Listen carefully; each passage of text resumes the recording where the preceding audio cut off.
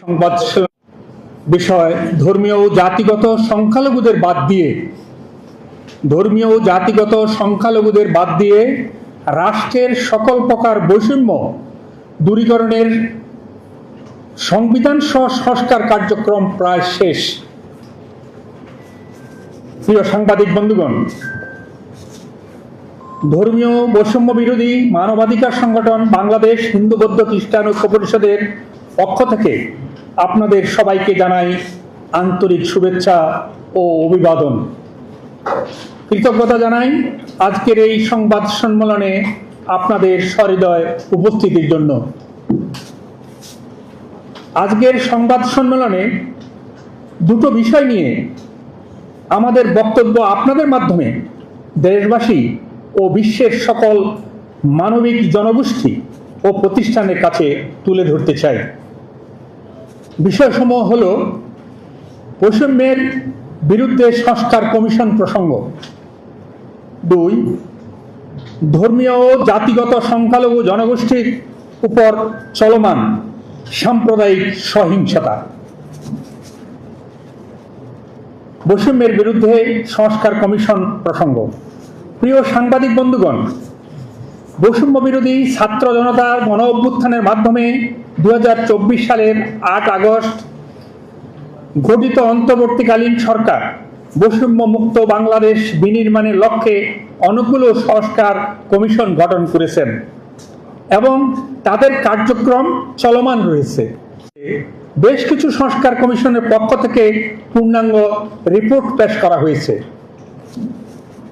ধর্মীয় ও জাতিগত সংখ্যালঘু জনগোষ্ঠী আশা করেছিল যে ধর্মীয় ও জাতিগত সংখ্যালঘুর উপর চলমান বৈষম্য নিপীড়ন সমূহ চিহ্নিত করে তা অবসানের লক্ষ্যে যথাযথ পদক্ষেপের সুপারিশ করার জন্য আলাদাভাবে একটি সংখ্যালঘু কমিশন গঠন করা হবে। কিন্তু আমরা প্রথমেই লক্ষ্য করলাম ধর্মীয় ও জাতিগত সংখ্যালঘুর জন্য কোনো আলাদা কমিশন গঠন করা হয়নি। পরবর্তীতে যে সকল কমিশন সমূহ গঠন করা হয়েছে সেখানেও ধর্মীয় ও জাতিগত সংখ্যালঘুদের মধ্য থেকে কোনো প্রতিনিধি রাখা হয়নি। এমনকি সংবিধান সংস্কার কমিশনেও কোনো সংখ্যালঘু প্রতিনিধি নেই। দুর্ভাগ্যজনক হলেও সত্য, সংখ্যালঘুদের উপর চলমান বৈষম্যসমূহ নিয়ে আলোচনার জন্য কমিশনগুলো কোনো সংখ্যালঘু প্রতিনিধিদের সাথে আলোচনা করার প্রয়োজনীয়তাও অনুভব করেনি। উল্লেখ থাকে যে সংখ্যালঘু জনগোষ্ঠীর পক্ষ থেকে কমিশনে বেশ কিছু লিখিত প্রস্তাবনা পাঠানোর পরও বিষয়সমূহ নিয়ে তাদের সাথে আলোচনার প্রয়োজনীয়তা মনে করেননি। এই কর্মকাণ্ডের মধ্য দিয়ে সরকারি পরিসংখ্যান অনুযায়ী বর্তমান বাংলাদেশের 10%-এর অধিক ধর্মীয় জাতিগত সংখ্যালঘু জনগোষ্ঠী প্রতিনিধিত্ব ও অংশীদারিত্বের বিষয়টিকে কোনরূপ বিবেচনায় না নিয়ে রাষ্ট্র সংস্কারের কার্যক্রম শেষ পর্যায়ে। রাজনৈতিক দলগুলো ও ইতিমধ্যে তাদের মতামত ব্যক্ত করেছেন, যা চূড়ান্ত করার প্রক্রিয়ায় রয়েছে। আমরা ধর্মীয় জাতিগত সংখ্যালঘু জনগোষ্ঠীর পক্ষ থেকে এই প্রক্রিয়ার বিরুদ্ধে তীব্র ক্ষোভ প্রকাশ করছি ও প্রতিবাদ জানাই এবং একই সাথে আমরা বলতে চাই এর মধ্য দিয়ে সংখ্যালঘুদের উপর চলমান বৈষম্য ও নিপীড়নের চ্যালেঞ্জ না করে তা টিকিয়ে রাখার ক্ষেত্রে নতুন মাত্রা যুক্ত করেছে। যুদ্ধের মধ্যে দিয়ে অর্জিত অসাম্প্রদায়িক ধর্মনিরপেক্ষ বৈষম্যহীন ও মানবিক রাষ্ট্রের কাছ থেকে কখনোই আমরা আশা করিনি। আমরা দৃঢ়ভাবে বলতে চাই ধর্মীয় জাতিগত সংখ্যালঘুরা আজ ঐক্যবদ্ধ সাম্প্রদায়িক সহিংসতার বিরুদ্ধে অধিকার ও মর্যাদা প্রতিষ্ঠায় এবং অস্তিত্ব রক্ষায়। ধর্মীয় জাতিগত সংখ্যালঘু জনগোষ্ঠীর উপর চলমান সাম্প্রদায়িক সহিংসতা। প্রিয় সাংবাদিক ভাই ও বোনেরা, বৈষম্য বিরোধী ছাত্র জনতার আন্দোলনের মধ্যে দিয়ে গত 5 আগস্ট 2024 রাজনৈতিক পট পরিবর্তনের পর সারা দেশব্যাপী ধর্মীয় জাতিগত সংখ্যালঘু সম্প্রদায়ের উপর সহিংসতা চালানো হয়েছে, যা আজও অব্যাহত রয়েছে। এর প্রেক্ষিতে বাংলাদেশ হিন্দু বৌদ্ধ খ্রিস্টান ঐক্য পরিষদের পক্ষ থেকে গত 19 সেপ্টেম্বর 2024 বৃহস্পতিবার ঢাকা রিপোর্টার্স ইউনিটিতে আয়োজিত সংবাদ সম্মেলনের মাধ্যমে গত 4 আগস্ট থেকে 20 আগস্ট 2024 পর্যন্ত সারা দেশব্যাপী সংগঠিত 2010টি, যা আংশিক, সাম্প্রদায়িক সহিংসতার চলচ্চিত্র সম্বলিত তালিকা এবং একটি প্রতিবেদন উপস্থাপন করা হয়েছিল। আপনাদের সহযোগিতার মাধ্যমে দেশবাসী, রাজনৈতিক দলসমূহ ও নাগরিক নেতৃবৃন্দ এবং সরকারের সহৃদয় অবগতির জন্য উক্ত সংবাদ সম্মেলনের অনতিবিলম্বে সাম্প্রদায়িক সহিংসতা বন্ধ, এর সাথে জড়িত দুর্বৃত্তদের আইনের আওতায় এনে গ্রেপ্তার এবং বিচারের মাধ্যমে দৃষ্টান্তমূলক শাস্তি নিশ্চিত করার পাশাপাশি ক্ষতিগ্রস্তদের ক্ষতিপূরণ ও পুনর্বাসন, আহতদের সুচিকিৎসার পদক্ষেপ গ্রহণের জোর দাবি জানানো হয়েছিল। আমরা দুঃখের সাথে লক্ষ্য করছি যে সরকারের পক্ষ থেকে সাম্প্রদায়িক সহিংসতা সম্পর্কিত ঘটনাবলীকে কোনরূপ গুরুত্ব না দিয়ে ঐক্য পরিষদের উত্থাপিত রিপোর্ট মিথ্যা, অতিরঞ্জিত, বানোয়াট বলে অস্বীকার করার কৌশল নেওয়া হয়। কিন্তু আপনাদের ঐকান্তিক সহায়তায় দেশি বিদেশি গণমাধ্যম উক্ত রিপোর্টে উল্লেখিত সহিংসতার ঘটনার উপর বিভিন্ন প্রতিবেদন প্রকাশ করায় তা দেশি বিদেশি মানবাধিকার সংস্থা, পার্লামেন্ট ও সরকার এবং জাতিসংঘের মানবাধিকার সংগঠনের পক্ষ থেকে সাম্প্রদায়িক সহিংসতার ঘটনাবলীকে বিভিন্নভাবে তুলে ধরার পর বাংলাদেশে অন্তর্বর্তীকালীন সরকার 10 ডিসেম্বর 2024 তারিখে এক প্রেস ব্রিফিংয়ে স্বীকার করেন যে বেশ কিছু সাম্প্রদায়িকতার সহিংসতা ঘটেছে এবং তা বন্ধে বিভিন্ন পদক্ষেপ নিয়েছে, এবং ইতিমধ্যে এও উল্লেখ করেছেন যে 88 মামলা 70 জনকে গ্রেপ্তার করা হয়েছে। আমরা বারবার বলে এসেছি, চলমান সহিংসতাকে যেভাবেই ব্যাখ্যা দেয়া করুক না কেন, ঐক্য পরিষদ মনে করে গত 4 আগস্ট থেকে ধর্মীয় জাতিগত সংখ্যালঘু জনগোষ্ঠীকে টার্গেট করে তাদের বাড়িঘর, উপাসনালয়, ব্যবসা প্রতিষ্ঠান পরিচালিত সকল উপর হামলা, ভাঙচুর, লুটপাট, অগ্নিসংযোগ, নারী ধর্ষণ, হত্যা, জোরপূর্বক নীরব চাঁদাবাজি সহ যাবতীয় অপরাধের শিকার সংখ্যালঘু সম্প্রদায়ের নারী, পুরুষ, কিশোর, কিশোরী। সংখ্যালঘু সম্প্রদায়ের বিরুদ্ধে এ ধরনের সাম্প্রদায়িক সহিংস ঘটনা শুধু ফৌজদারি অপরাধেই নয়, এটি মানবতার বিরুদ্ধেও অপরাধ এবং তা এখনো চলমান। বিচারহীনতার সংস্কৃতি থেকে বেরিয়ে দোষীদের শনাক্ত করে আইনের আওতায় নিয়ে এসে যথাযথ বিচার প্রক্রিয়া সম্পন্ন করার উদ্যোগ একেবারেই লক্ষণীয় নয়। এই পরিস্থিতি একদিকে সন্ত্রাসীদের এ ধরনের ঘৃণ্য কাজ করতে উৎসাহিত করছে, অপরদিকে নির্যাতনের শিকার ব্যক্তিদের মানবাধিকার পাওয়া এবং আইনের শাসন প্রতিষ্ঠায় বিরাট অন্তরায় হয়ে দাঁড়িয়েছে। আমরা যদি 4 আগস্ট থেকে 20 আগস্ট 2024 এই 17 দিনের পর্যন্ত সংগঠিত ঘটনাবলীর সাথে পরবর্তীতে সংগঠিত 21শে আগস্ট থেকে 30শে জুন পর্যন্ত ধর্মীয় জাতিগত সংখ্যালঘুদের উপর সংগঠিত সহিংসতা বিশ্লেষণ করি, তাহলে উপরোক্ত বিষয়টি পরিষ্কার হয়ে যায়। আমরা চলমান সাম্প্রদায়িক সহিংসতার আংশিক চিত্র আপনাদের সামনে উপস্থাপন করছি, যার তথ্য উপাত্ত বিভিন্ন দৈনিক পত্রিকা, সামাজিক যোগাযোগ মাধ্যম এবং আমাদের প্রতিনিধির কাছ থেকে সংগৃহীত হয়েছে।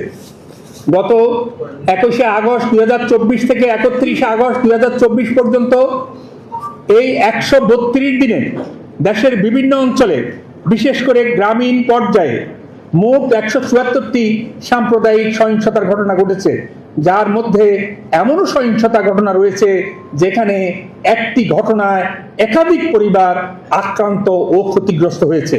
এখানে একটি চিত্র রয়েছে। এটি 174টি ঘটনা, যেটি ডিসেম্বর পর্যন্ত।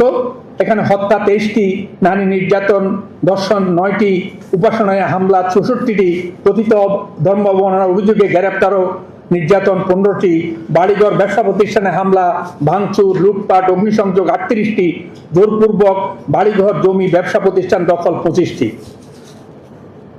অত্যন্ত দুঃখের সাথে উপস্থাপন করছি যে এই যে বর্তমান বৎসরে জানুয়ারি 2025 থেকে 30 জুন, এই গত 30 জুন 25 পর্যন্ত এই 6 মাসে পত্র পত্রিকা ও যোগাযোগের মাধ্যমে প্রকাশিত সাম্প্রদায়িক সহিংসতার ঘটনা 258টি।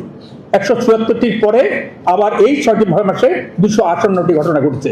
এর ভিতরে হত্যা 27টি, নারী নির্যাতন, ধর্ষণ 20টি, উপাসনায় হামলা, ভাঙচুর, লুটপাট, অগ্নিসংযোগ 59টি, কথিত ধর্ম অবমাননার অভিযোগে গ্রেপ্তার, নির্যাতন 21টি, বাড়িঘর, ব্যবসা প্রতিষ্ঠানে হামলা, ভাঙচুর, লুটপাট, 1987টি, জোরপূর্বক বাড়িঘর, জমি ও ব্যবসা প্রতিষ্ঠান দখল 12টি, শারীরিক নির্যাতন ও জোরপূর্বক পদত্যাগ, চাকরি থেকে পদত্যাগ 4টি, আদিবাসীদের উপর হামলা ও নির্যাতন 12টি, ধর্মীয় আচার অনুষ্ঠানে বাধা, অপহরণ ও বিবিধ 16টি, এই মোট 258টি।